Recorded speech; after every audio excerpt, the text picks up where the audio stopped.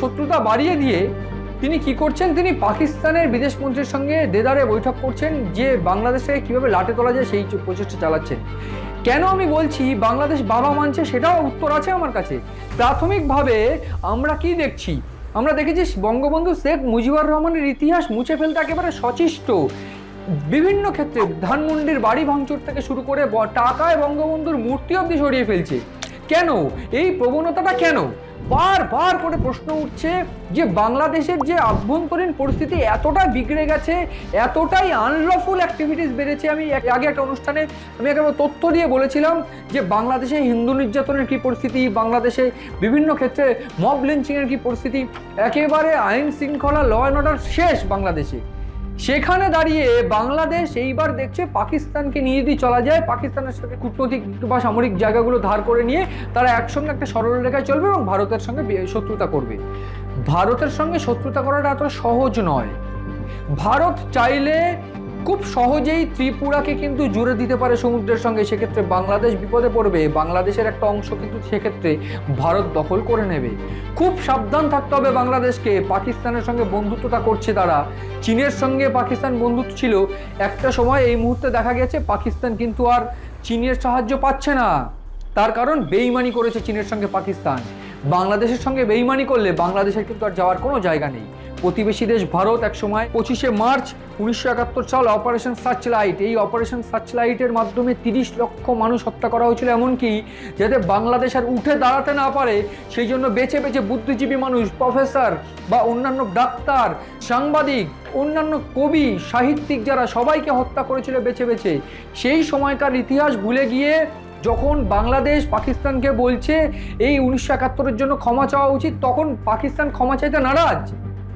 এই মৌ চুক্তির কথা বলছি আমি। সাম্প্রতিককালে ইশাকদারের সঙ্গে যে বৈঠক হচ্ছে, তৌহিদ হোসেন সহ বিভিন্ন যারা ব্যক্তিত্ব, তাদের ক্ষেত্রে একটাই দাবি উঠেছিল 71-এর ইতিহাসের ক্ষেত্রে বা পাকিস্তানকে ক্ষমা চাইতে হবে।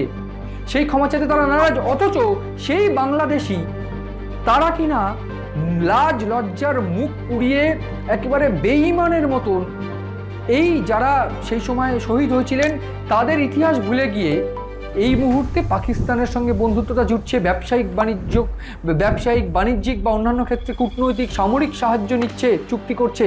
ভাবা যায়, আমাকে চুক্তির কথা বলতে হবে। বাণিজ্যিক সহযোগিতার ক্ষেত্রে বিভিন্নভাবে ওয়ার্কিং গ্রুপ গঠন, সাংস্কৃতিক বিনিময়, একাডেমিক শিল্প বিনিময়, বাংলাদেশের বার্তা সংস্থার ক্ষেত্রে পাকিস্তানের AFP, এছাড়া স্ট্র্যাটেজি ইসলামাবাদ, এই সমস্ত যে বিষয়গুলো, সেই বিষয়গুলো এই মৌ চুক্তির মাধ্যমে উঠে এসেছে। এবং সেক্ষেত্রে আমাকে বলতে হবে যে এই যে দ্বিপাক্ষিক বৈঠক বাংলাদেশ ও পাকিস্তানের, সেই বৈঠকের মাধ্যমে ভিসা চুক্তিটার যে বিষয়টা সেটাও সম্পন্ন হচ্ছে। আমরা এর আগে দেখেছিলাম পাকিস্তানের কোনো যদি সরকারি আধিকারিক হয় তারা বাংলাদেশে কোনো ভিসা ছাড়া আসতে পারবে, বাংলাদেশের যদি কোনো সরকারি আধিকারিক হয় তারা ভিসা ছাড়া পাকিস্তান যেতে পারবে। এই ভিসা চুক্তির যে বিষয়টা সেটাও আস্তে আস্তে শেষ হতে চলেছে, অর্থাৎ সাধারণ মানুষও এবার ভিসা ছাড়া যেতে পারবে। মানে একটা জঙ্গিবাদ কার্যকলাপ চালানোর জন্য তারা উঠে পড়ে লেগেছে, এবং সেটা ভারতের বিরুদ্ধে। তাদেরকে মনে রাখতে হবে ভারত কিন্তু স্বয়ং সম্পূর্ণ এই মুহূর্তে। সামান্যতম আচর যদি ভারতের গায়ে লাগে, বাংলাদেশ দেশটাকে এমন শিক্ষা দেওয়া হবে তাহলে কিন্তু সেটা ভয়ানক হবে। আমি বাংলায় দাঁড়িয়ে যে কথা বলছি, অর্থাৎ পশ্চিমবঙ্গে দাঁড়িয়ে যে কথা বলছি, পশ্চিমবঙ্গ এমন একটা রাজ্য, সেই রাজ্যের থেকে সামান্য একটা বড় দেশ, সেই দেশ কিনা গোটা ভারতের সঙ্গে যুদ্ধ করার জন্য প্রস্তুত, বা গোটা দেশ সেটা নাকি ভারতের সঙ্গে শত্রুতা করার জন্য প্রস্তুত। এবং তার সঙ্গে কে নিচ্ছে? পাকিস্তানকে সঙ্গে নিচ্ছে। তাদের অঘোষিত বাবা নাকি পাকিস্তান। মানে নিজেদের কত নিচে নামালে এই পরিস্থিতিটা হওয়া সম্ভব। আমি একেবারে তথ্য দিয়ে বলি, 1971 সালে 25শে মার্চ এই ঘটনা ঘটে, অপারেশন সার্চলাইট। 26শে মার্চ 1971 সাল বঙ্গবন্ধু মুজিবুর রহমান স্বাধীনতা ঘোষণা করে। শেষ পর্যন্ত 16ই ডিসেম্বর সেই স্বাধীনতা পায়। তার আগে নির্বাচন হয়, 300টা সিটের মধ্যে 162টা আসনে আওয়ামী লীগ জেতে, বঙ্গবন্ধু মুজিবুর রহমান জেতে। সেই বঙ্গবন্ধু মুজিবুর রহমানের যে জয়, সেটাকে কোনোভাবে স্বীকার করে তাকে মানতে নারাজ ছিল পাকিস্তানের যে প্রধানমন্ত্রী জুলফিকার আলী ভুট্টো, তিনি মানতে নারাজ ছিল।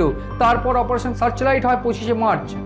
এরপর 26শে মার্চ স্বাধীনতা ঘোষণা বাংলাদেশের, এবং শেষ পর্যন্ত 16ই ডিসেম্বর গিয়ে স্বাধীনতা। এই ইতিহাসের মধ্যে 1971 সালে 30 লক্ষ মানুষ মারা যায় অপারেশন সার্চলাইট সহ বিভিন্ন যে আক্রমণ, সেই আক্রমণে। সেই বাঙালি, সেই শহীদদের ইতিহাস ভুলে গিয়ে, আরে সেই শহীদদের সঙ্গে, সেই শহীদদের নিয়ে আন্দোলন করতে গিয়েই তো এই কোটা আন্দোলন হয়েছে। কি করে বাংলাদেশ পারে 13 বছর পর ফের পাক বিদেশমন্ত্রী এবার বাংলাদেশ এলো 13 বছর পর, এর আগে 13 বছর এসেছিল, মানে দূরত্ব ছিল একটা। কারণ এই যে শত্রুতা, বাংলাদেশে এত গণহত্যা, তার জন্য পাকিস্তান কোনো হয় বাংলাদেশের কাছে ক্ষমা চায়নি অবধি। আজ সেখানে ভারত তাদেরকে বাঁচিয়েছিল, ভারত সেনা পাঠিয়ে সমর্থন করেছিল, ইন্দিরা গান্ধী সেই সময় প্রধানমন্ত্রী। ভাবা যায় সেই দেশটা এই মুহূর্তে ভারতের সঙ্গে শত্রুতা করার জন্য নিজেদের বঙ্গবন্ধু মুজিবুর রহমান জাতির পিতা তাদেরকে মুছে ফেলে পাকিস্তানকে জাতির পিতা মানছে। এটা একটা লজ্জার অধ্যায়। এই অধ্যায় বাংলাদেশের জন্য লজ্জার নয়, শুধু ঘৃণারও। সাধারণ মানুষ যেদিন বুঝবে যে এই গোটা ঘটনার পিছনে ইউনূস তার সিন্ডিকেটটা রয়েছে বা অন্যান্য রাজনৈতিক দলের সঙ্গে রয়েছে, সেদিন তাদের কীভাবে ভেবে দেখেছেন? সেই দিনের অপেক্ষায় কিন্তু আমরা থাকবো, যেদিনকে তাদেরকে ধরে ধরে গরাদে পোড়া হবে এবং তাদের প্রত্যেকের বিচার করা হবে যারা কিনা বঙ্গবন্ধু মুজিবুর রহমানকে সরিয়ে দিয়ে গণতান্ত্রিক যে সমস্ত প্রথা বিলুপ করে দিয়ে পাকিস্তানকে নিজেদের জাতীয় পিতা মানতে শুরু করছে। তাদের কিন্তু বিচার হবেই হবে একদিন। সেই হুমকি আমাদের নয়, সেই হুমকি শেখ হাসিনা বা সেই হুমকি সাধারণ মানুষের হয়ে রইল। সেদিকে নজর রয়েছে আমাদের, যে বাংলাদেশ কত তাড়াতাড়ি গণতান্ত্রিক যে ভারসাম্য তারা ফিরে পায়। নজর রাখুন আপনারা।